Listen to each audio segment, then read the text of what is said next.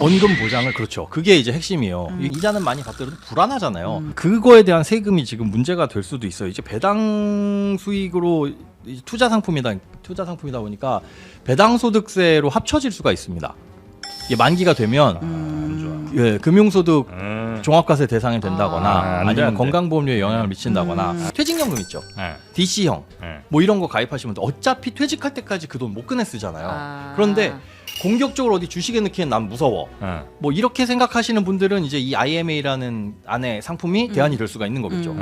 여기다 넣어놓을 수도 있는 거니까. 안 해. 자, 우리 김현우 소장님 요즘에 그 계좌 중에 네. IMA가 새로 나왔다고. 네, 새로 나올 예정입니다. 우리 맨날 들었던 게 ISA, ISA, 뭐 CMA, IRP. 예. 복잡한데. IMA라는 건 이제 처음 나오는 겁니다. 이제 예? 첫 출시되는 거니까 다들 이제 생소하실 텐데 이마. 우리말로 우리말로 이마. 이마 맞네요. 이마. 네.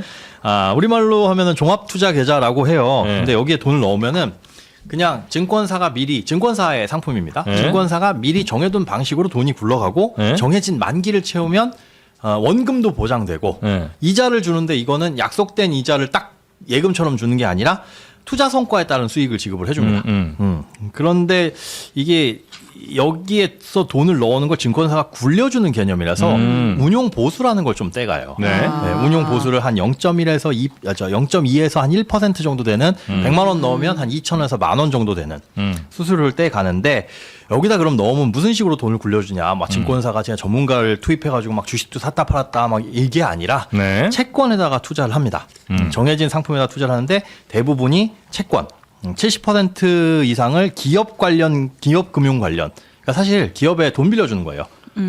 회사채. 그런데 일반적인 회사채는 그럼 내가 직접 가서 투자해도 되잖아. 네. 할 수 있는데 그런 게 아니라 벤처나 뭐 이런 중소기업, 좀 돈이 좀 돌아야 되는 스타트업. 약간 조금 위험하지 않나요? 근데 이런데 주는데 빌려주는데도 원금 보장을 해줄 수가 있어요. 원금 보장을 그렇죠. 그게 이제 핵심이에요. 이게 사실 벤처나 이런 데 투자를 하게 되면 네. 이자는 좀 많이 받을 수 있어. 근데 이제 지분을 갖고는 이런 게 아닌 이상은 이자는 많이 받더라도 불안하잖아요. 이자 그렇게 조금 더 받으려고 욕심냈다가 문제가 생길 수도 있어서 투자를 거의 안 하거나 주로 이거는 이제 사모펀드의 영역이었죠. 돈 많으신 분들이 이제 크게 굵직굵직하게 모아서 한 100개한테 쫙 뿌려놓고 투자도 그런 식으로 해놓고 뭐 반이 망하더라도 반이 흥하면 되는 거니까 뭐 그런 식으로 했었는데 요것들은 이제 기업금융에 투자를 하되 원금 말씀하신 것처럼 만기까지 가져가면은 원금은 네. 무조건 보장을 해준다. 그럼 그 돈은 어떻게 기업이 망하면 돈 빌려준 벤처가 망하면 내 돈은 어떻게 보장을 해줘? 이거는 증권사 돈으로.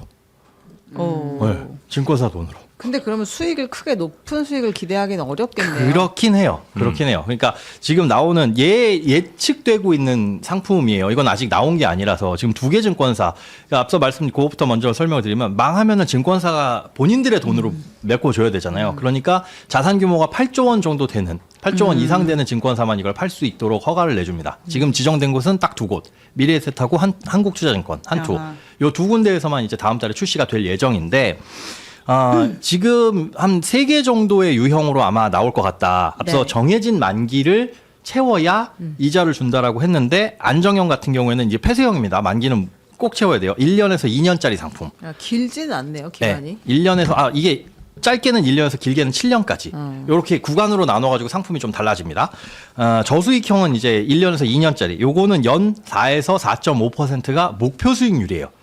목표 수익률 달성을 못할 수도 있어요. 그냥 은행 예금보다는 그래 조금 높네 요 정도고 중수익 일반형은 지금 한 5에서 6% 정도 될 거라고 예상을 하고 그게 목표 수익률을 잡고 있고요. 요거는 이제 2년에서 3년 동안 그리고 고수익 이건 이제 투자형이라고 부르는데 최소한 3년에서 길게는 7년까지 그런데 요건 이제 연 6에서 8% 요 정도로 기대가 된다. 그러니까 이거는 근데 예금 금리보다 크게 높지 않은 금리인데 이거를 굳이 여기 가서 할 필요가 그러니까 왜 있을까요? 하지, 이걸? 그렇죠. 그런 느낌. 이게 사실 IMA를 이제 출시하는 목적 자체가 나라에서 밀어준 목적 자체가 기업 금융이 활발하게 안 돌아가고 있다.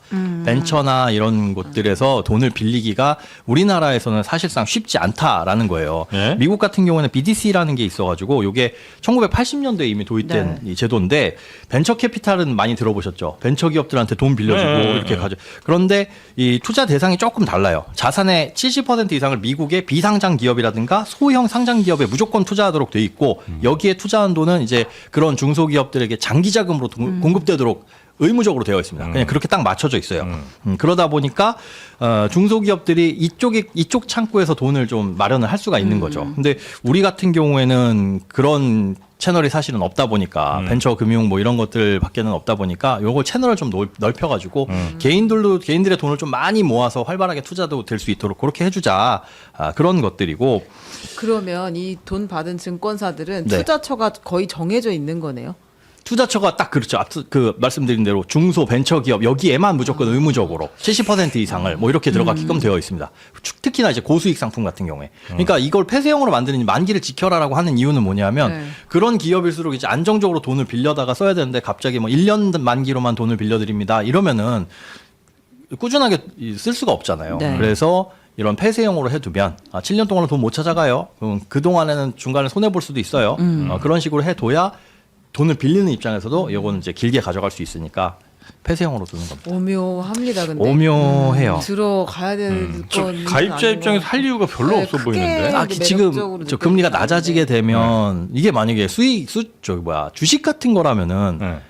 정말 고수익을 낼 수 있으니까 뭐 벤처기업에 투자해 스타트업에 투자했는데 여기가 진짜 막 유니콘 기업이 됐다 그러면 진짜 앉은 자리에서 돈방석에 오르는. 근데 그런 것도 아니고 그냥 중위험 중수익 무위험 저 같은 중수익. 사람. 그렇긴 하죠. 네, 저는 무위험에 원금을 보장하지 않으면 들어가지 않습니다. 그죠? 여기에게는 굉장히 그런 매력적인 느낌. 그러니까 저는 예금만 하는 사람이니까 예금보다 높으니까 이게 저 할 수도 이자로 있다. 받는 거야 아니면 배당이에요. 그러면 세금은 배당 그러니까 그거에 대한 세금이 지금 문제가 될 수도 있어요. 이제 배당 수익으로 이제 투자 상품이다 보니까 배당 소득세로 합쳐질 수가 있습니다. 이게 만기가 되면 안 좋아. 예, 금융소득 종합과세 대상이 된다거나 안 돼, 아니면 안 돼. 건강보험료에 영향을 미친다거나. 안 해, 안 또 해. 사실 여기 안 이게 한다고.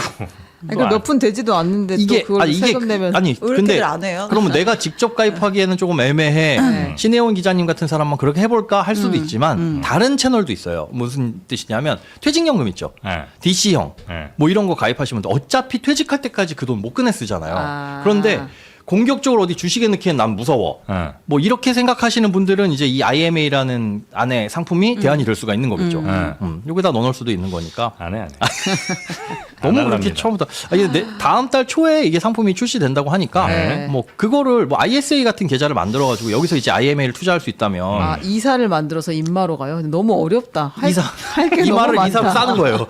그러면 할 게 이제 많네. 비과세가 되는 거니까 그렇게 활용을 할 수도 있고 이거 단독으로는 쓰기에 약간 애매한데 네. 요거랑 다른 거랑 조합하면은 그래도 조금 쓸모가 있지 않을까. 금융위원회가 오는 9월부터 예금자 보호 한도를 5천만 원에서 1억 원으로 늘리는 안을 추진합니다. 저축은행뿐 아니라 새마을금고, 농협 등 상호금융도 대상입니다. 시기에 관련해서는 연말 연초는 좀 피해야 되겠다. 하반기에 중반 정도가 시행 시기가 되지 않을까 이렇게 예상을 하고 그렇게 의견이 모아지고 있는. 정부안이 그대로 추진될 경우 2001년부터 5천만 원으로 유지됐던 예금자 보호 한도가 24년 만에 배로 확대되는 겁니다. 서민들 재산을 금융기관이 파산해도 1억까지는 보상해줄 수 있다고 하는 거잖아요. 오랫동안 뭐 추진했던 바고 소비자 입장에서는 환영할 만한 일입니다. 당장 예금 금리가 상대적으로 높은 저축은행 등 이금융권에 돈이 쏠릴 거란 전망이 나옵니다. 실제 보호 한도를 1억 원으로 올릴 경우 저축은행 등으로 전체 예금의 최대 25%가 몰릴 거란 분석도 나왔습니다.